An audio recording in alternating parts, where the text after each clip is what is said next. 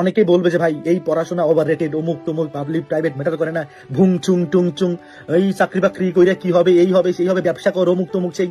ভাই আমি আবার বলতেছি, দেখো আমি এই 30 বছর, আজকে আমার 29 বছর 1 মাস 1.5-2 মাস চলে, প্রায় 30 বছরের লাইফে আমি গরিব, নিম্ন মধ্যবিত্ত, মধ্যবিত্ত, উচ্চ মধ্যবিত্ত এবং মোটামুটি ধনী পুরা সব লাইফটাই এক্সপিরিয়েন্স করে ফেলছি। মানে ইচ্ছা মতো একটা মানে বিস্কুটও কিনে খাইতে পারছি না যখন, মানে এটাই আসলে গরিব। মানে কি, ধরো যে আজকে ইচ্ছা হয়েছে একটা কিছু কিনে খাইতে, বাবা মা বললেও হয়তো বা কিনে দিতে পারছে না, বা আমাদের কাছে হয়তো টাকা ছিল না কেনার মতো। এটা হচ্ছে জাস্ট ধরো এরকম জিনিস এক্সপিরিয়েন্স করে আসছি। একটা ভালো খাতা কিনতে চাইলেও মানে হিসাব নিয়ে বসা লাগছে বাপের, এরকম সময় পার করে আসছি।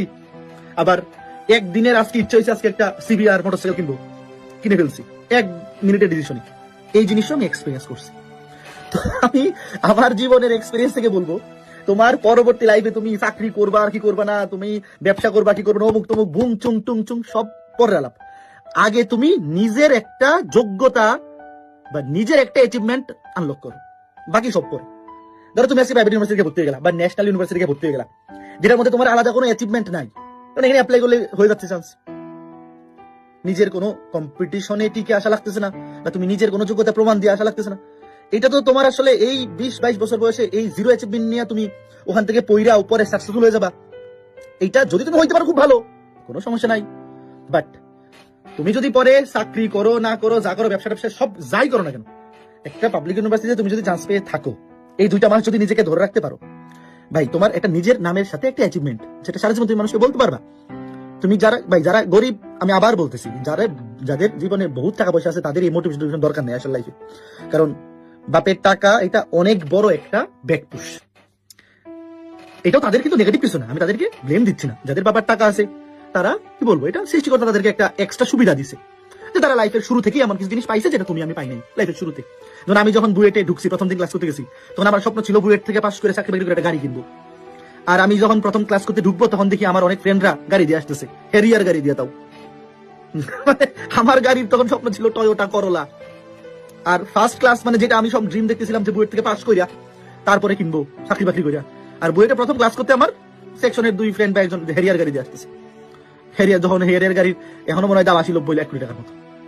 তো এটা সে একটা এক্সট্রা সুবিধা, ঈশ্বর বলো বা আল্লাহ বলো, সৃষ্টিকর্তা তাকে এক্সট্রা দিছে, তাকে তো ব্লেম দেওয়ার কিছু না। কিন্তু তোমার যদি সেই এক্সট্রা সুবিধা না থাকে, তাহলে তোমার লাইফে উপরে ওঠার একটাই অপশন, সেটা হচ্ছে নিজের যোগ্যতার কিছু না কিছু অ্যাচিভ করা, যেটা দিয়ে তুমি পরবর্তীতে সেল করতে পারবা। সেল করা কিরকম, ধরো আমি বুয়েটে চান্স পেয়েছি, আমি যখন কারোর সাথে কথা বলতে যাই, আমি যখন বলি যে আমি পরিচয় কি, আমি অভিদত্ত তুষার, আমি BUET graduate, mechanical engineering pass করে এখন নিজে বিজনেস করতেছি। এই যে একটা শুরুতে যে একটা পজিটিভ রেসপন্স, বা কি বলবো, আমি বুয়েটে চান্স পাইছি, আমার অ্যাচিভমেন্ট হয়েছে, আমি এটা তো সেল করতেছি মানুষের কাছে, হ্যাঁ। তো এটা তো আমার অ্যাচিভমেন্ট আছে বলে আমি সেল করতেছি। যদি না থাকতাম, যদি একটা ন্যাশনাল ইউনিভার্সিটিতে তোমার প্রাইভেট পড়তাম, আমি সেল করতে পারতাম? এটা পারতাম না। কিন্তু তার মানে কিন্তু আমি কোনোভাবে এটা বলতেছি না তোমরা এই জিনিসটা নেগেটিভলি নিও না। তুমি ভাইবো না আমি কোনোভাবে প্রাইভেট ইউনিভার্সিটি বা ন্যাশনাল ইউনিভার্সিটি ছোট করতেছি না।